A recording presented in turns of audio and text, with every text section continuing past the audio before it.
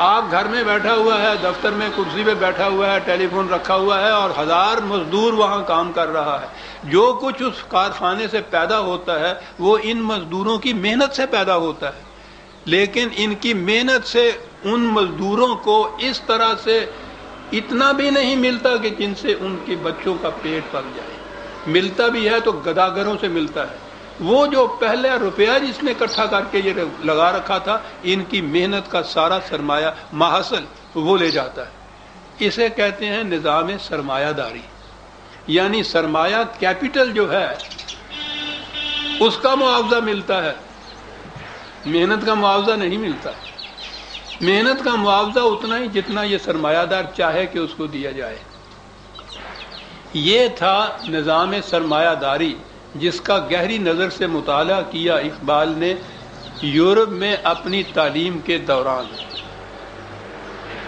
اور عمر بھر پھر وہ اس نظام سرمایہ داری کے خلاف جہاد کرتا رہا، کیونکہ اس کے خلاف سب سے پہلا جہاد قرآن کریم نے کیا تھا.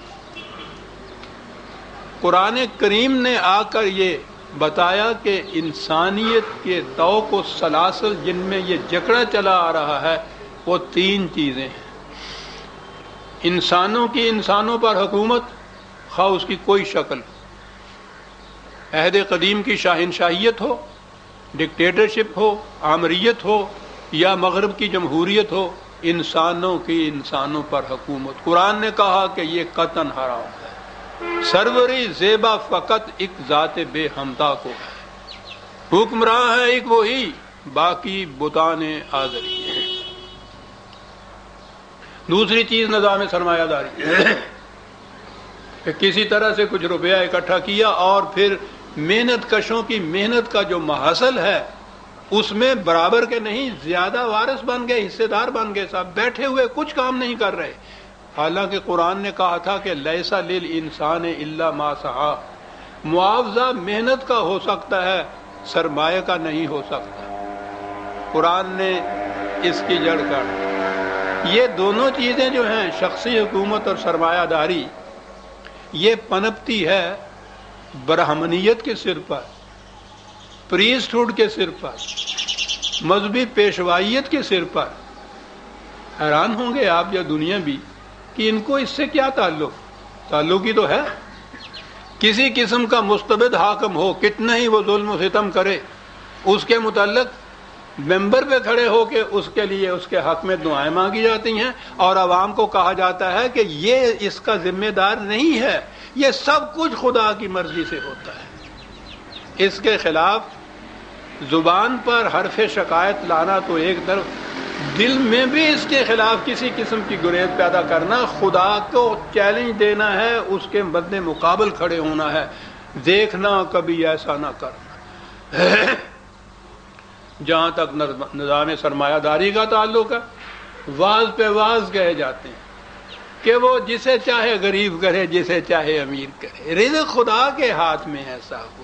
اگر وہ کسی کو بھوکا رکھتا ہے تو مرضی ہے مولا برہما اولا صاحب، خدا کی مرضی ہے ایسا رہنا.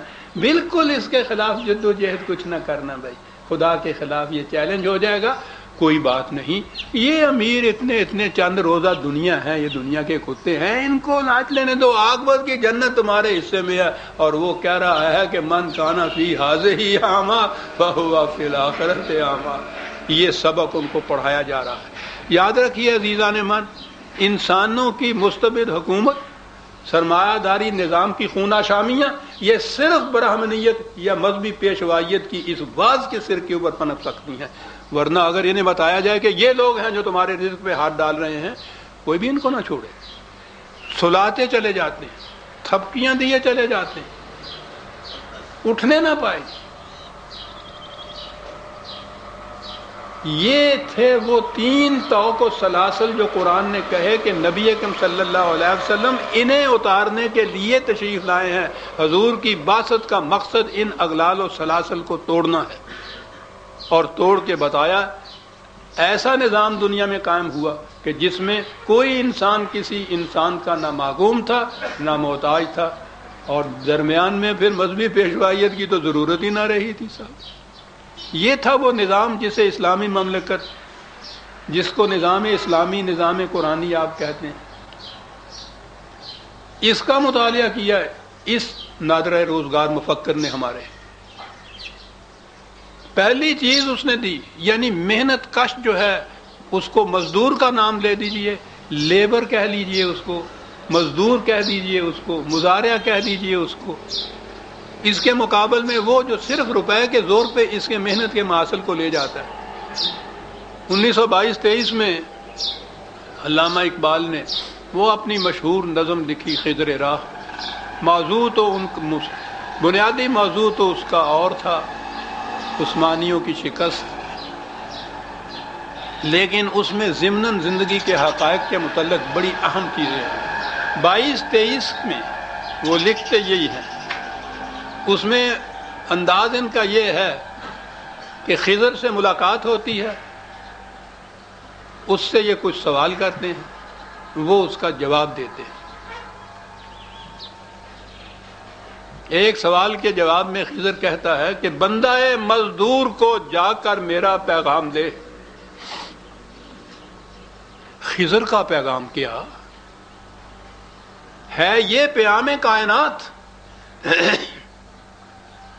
پوری کائنات کا یہ پیغام ہے. مزدور کو جا کر یہ پیغام دو کہ اے کہ تجھ کو کھا گیا سرمایہ دار ہیلا گر.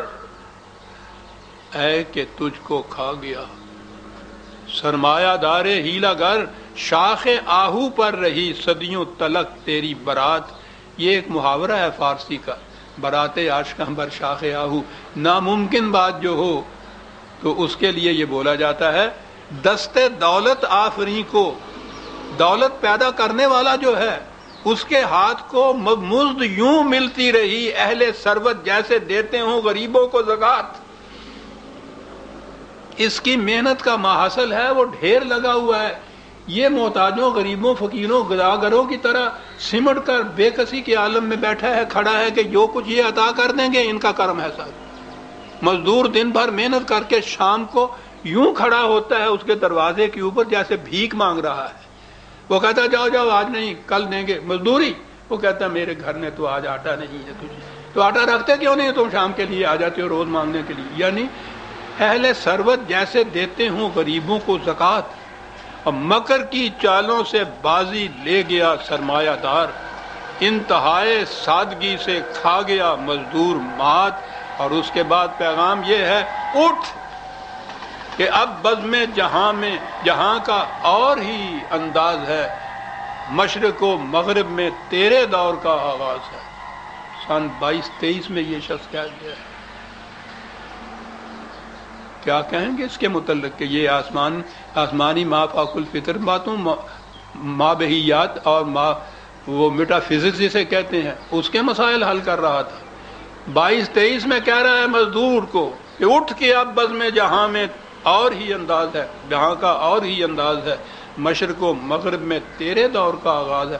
آپ دیکھتے ہیں کہ آپ ساری دنیا کے اندر لیبر کس طرح سے کسی نہ کسی حد تک جاگ اٹھی ہے، اٹھ کھڑی ہوئی ہے. 22 میں کوئی اس کا تصور نہیں کر سکتا تھا کہ ایسا بھی ہو سکے. اسی زمانے میں روس سے کمیونزم کی آواز اٹھی. کمیونزم کے اندر جتنے اسقام تھے، جتنی کمزوریاں تھیں، ان کو تو ایک ایک کر کے بعد میں اقبال نے خود گنایا اور کہا کہ یہ کامیاب نہیں ہو سکتی. لیکن یہ جو اس کا بنیادی اصول تھا کہ نظام سرمایہ داری کا ہم نے تختہ الٹ دینا ہے، یہ وہ چیز تھی کہ اقبال کو یہ بات پسند آئی کہ اس سے دنیا کے نظام میں کچھ تبدیلی آ سکتی ہے.